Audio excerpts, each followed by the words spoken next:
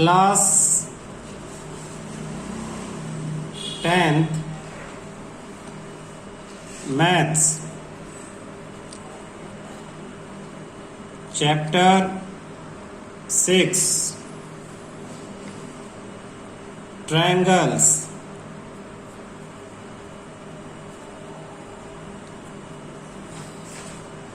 Triangle की प्रॉपर्टियां पढ़ोगे, 9th में भी आपने पढ़ी थी, 10th में भी हैं। ठीक है, इस बार एक नया टॉपिक आएगा जो पहले आपने नहीं किया हुआ है। तो सबसे पहले तो हम जो करेंगे वो है आपका थ्योरम 6.1। थ्योरम 6.1 का मतलब है, थ्योरम एक स्टेटमेंट है, ऐसी स्टेटमेंट जिसको मैथमेटिकली प्रूव किया गया है। स्टेटमेंट क्या है, ये स्टेटमेंट आपको याद रखनी है। तो स्टेटमेंट है, if A line is drawn parallel, if A line is drawn parallel to one side of a to one side of a triangle to intersect the other two sides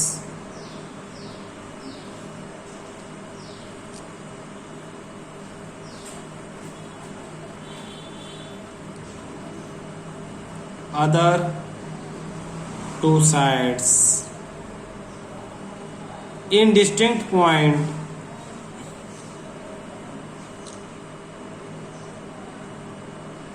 in distinct points. The other two sides are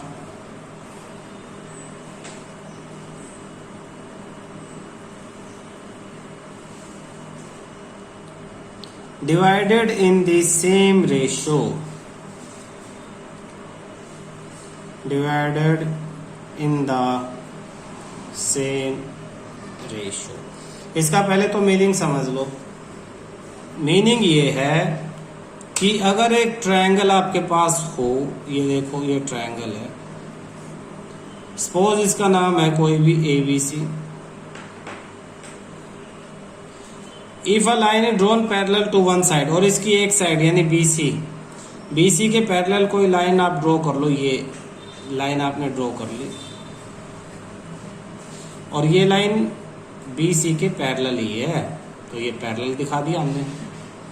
तो if a line drawn parallel to one side of a triangle to intersect the other two side, और ये line बाकी दोनों साइडों को intersect कर, यानी इन दो पॉइंट पे कट कर रही है। इन दोनों पॉइंट का कोई नाम लिख लो, जैसे D और E लिख दिया हमने, D और E। तो ये थ्योरम कहती है the other two side divide in same ratio, इनका रेशियो सेम होगा। रेशियो सेम का मतलब है AD अपॉन में DB, AD अपॉन में DB equal to AE upon EC, AE upon EC।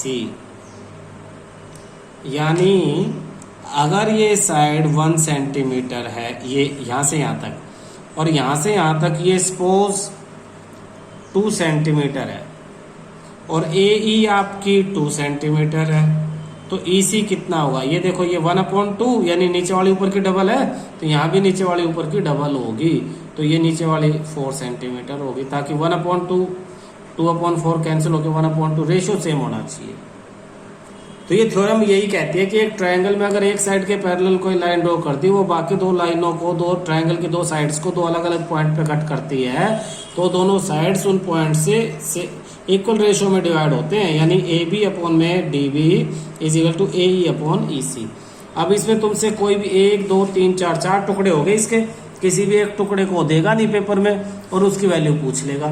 तो ये रेशियो वाला फार्मूला लगा के दिस अपॉन में this upon this cross multiply वगैरह करके निकाल लेना। लेकिन पेपर में ये भी आता है, ये क्या आता है, पेपर में ये स्टेटमेंट लिखेंगे और इसके लास्ट में लिख देंगे प्रूव, कि इसे प्रूव करो। तो अब इसे प्रूव करने के लिए जो इसका तुम प्रूफ लिखोगे वही सबसे पहले इंपॉर्टेंट है कि मैथमेटिकली इसे प्रूफ कैसे करेंगे, इसका प्रूफ कैसे देंगे हम। तो मैथमेटिकली इसका प्रूफ देने के लिए सबसे पहले तो एक ट्रायंगल आपको बनाना पड़ेगा अलग से। समझाने के लिए बनाया था, एक अलग से ट्रायंगल बना लेते हैं ताकि ये हम प्रूव कर सकें। यहां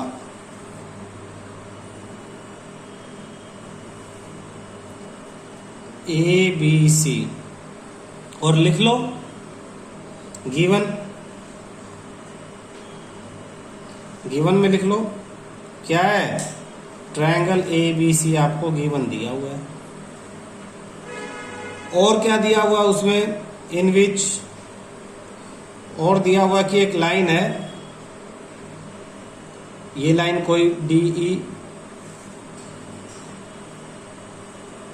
इन which DE parallel to BC, DE और BC पैरेलल है एक दूसरे के।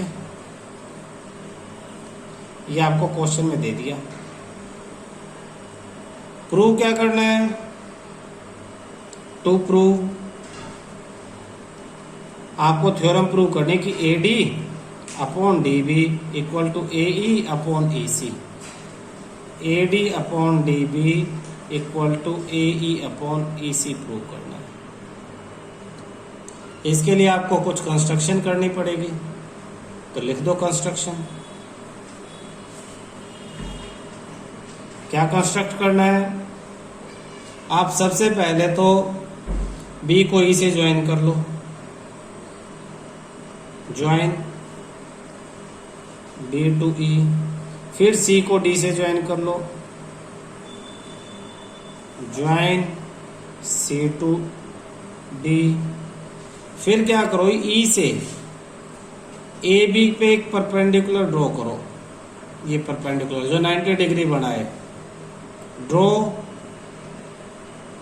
E, इस पॉइंट का कोई नाम लिख लो, सपोज N, आपके बुक के according EN perpendicular to AB, and draw D से भी एक परपेंडिकुलर ड्रॉ कर लो, सपोज ये M पे, DM परपेंडिकुलर टू AC।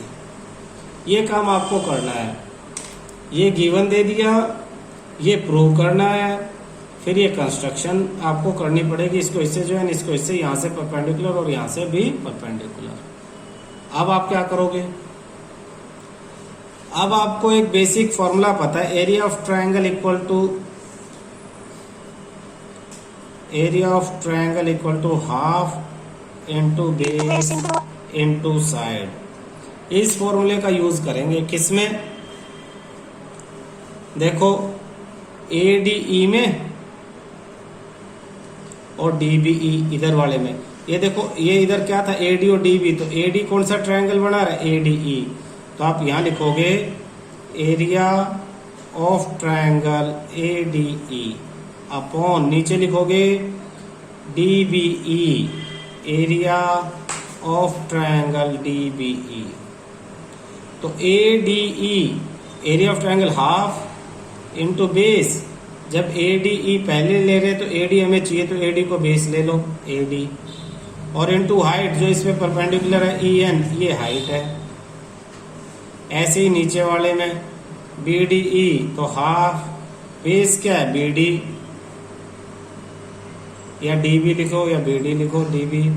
इसकी हाइट देखो, ट्रायंगल सिर्फ बेशक हमारा ये है, लेकिन अगर इसे बेस लेंगे तो अपोजिट पॉइंट से यहां तक का डिस्टेंस, परपेंडिकुलर डिस्टेंस EN ही है, ये नहीं है, DE नहीं है, ये परपेंडिकुलर नहीं है। हाइट क्या होता है, परपेंडिकुलर डिस्टेंस EN, तो इसमें भी हाइट EN से EN कैंसिल, हाफ से हाफ, क्या बचा जो हमें यहां लेफ्ट में प्रूव करना था, AD upon DB, AD upon DB बच गया। ये फर्स्ट इक्वेशन होगी।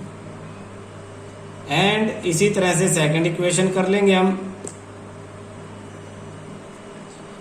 एरिया ऑफ ट्रायंगल, सेकंड में क्या चाहिए देखना, AE चाहिए, तो यहां से AED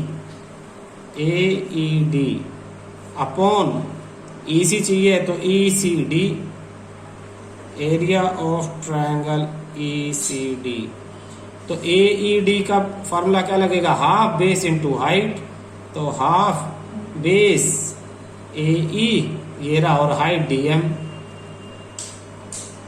ऐसे ही नीचे वाले ट्रायंगल पे हाफ बेस EC और हाइट इसकी भी डीएम, डीएम से डीएम, हाफ से half, A E upon A C second. अब हमें क्या करना है, ये दोनों इक्वल प्रूव करना है। तो ये दोनों इक्वल प्रूव करने के लिए ये भी इक्वल होने चाहिए, ये और ये, यानी अगर ये वाली चीज इसके इक्वल हो जाएगी तो ये इक्वल हो जाएंगे। ऊपर वाला ट्रायंगल तो ए डी ई और ए ई डी दोनों सेम ट्रायंगल है, तो न्यूमरेटर तो इक्वल है ही। डिनोमिनेटर में यहाँ अलग ट्रायंगल और यहाँ अलग, तो ये दोनों ट्रायंगल अगर इक्वल हो जाए तो ये पूरा लेफ्ट वाला पोर्शन इक्वल हो जाए। तो इन्हें इक्वल लिख दो, फिर मैं रीजन बताता हूँ क्या। आप दोनों जो नीचे वाले ट्रायंगल है इन्हें इक्वल शो कर दो। Area of triangle D B E equal है area of triangle E C D. क्यों, रीजन लिखो, both are on same base, are on same base B C and between same parallel B E and B C. हमने 9th में की थी कि अगर एक ही बेस और सेम पैरेलल लाइन के बीच जितने भी ट्रायंगल होंगे उन सब के एरिया क्या होंगे, इक्वल है। तो ये same base D E, B C नहीं है, ये डी ई है बेस, डी ई,